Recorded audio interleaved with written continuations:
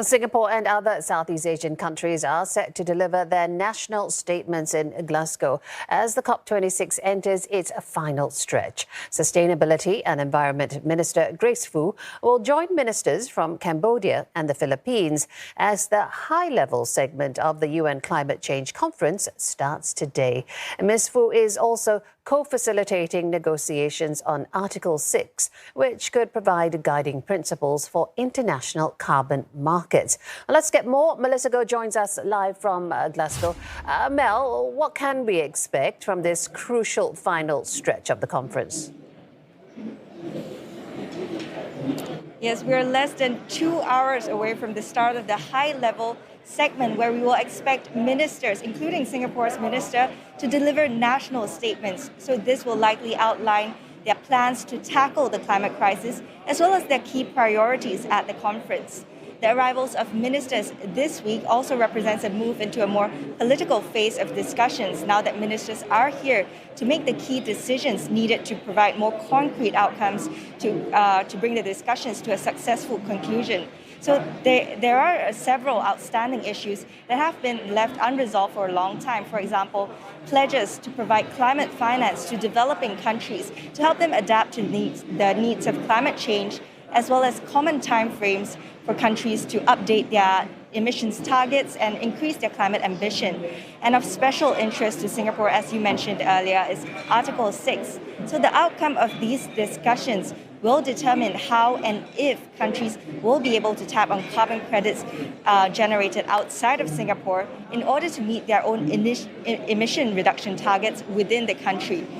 So I spoke to an observer earlier who shared more on why it's so significant. A lot of countries have actually indicated in their NDCs that they will need and they want and they intend to use Article 6 carbon market mechanism to meet the pledges that they have made, to meet the commitments they have made. So obviously for that to happen, you need a functioning Article 6. It is the last issue left in the Paris rulebook, so it's got to be done. And a lot of people are hinging the success of COP on this resolution. So that's why it is. So I fully expect ministers to be busy consulting, discussing, setting a political guidance. Yeah, so as the Friday deadline looms, we can expect the pressure on negotiators to continue to pile on. You know, even outside the venue, activists have been actively campaigning the past 2 weeks, and even this morning calling for an equitable, just outcome to these talks. Negotiators will now face the task of building consensus, which is undivided agreement among 200 countries, each of them with their own national interests and priorities. So it's not going to be an easy road ahead.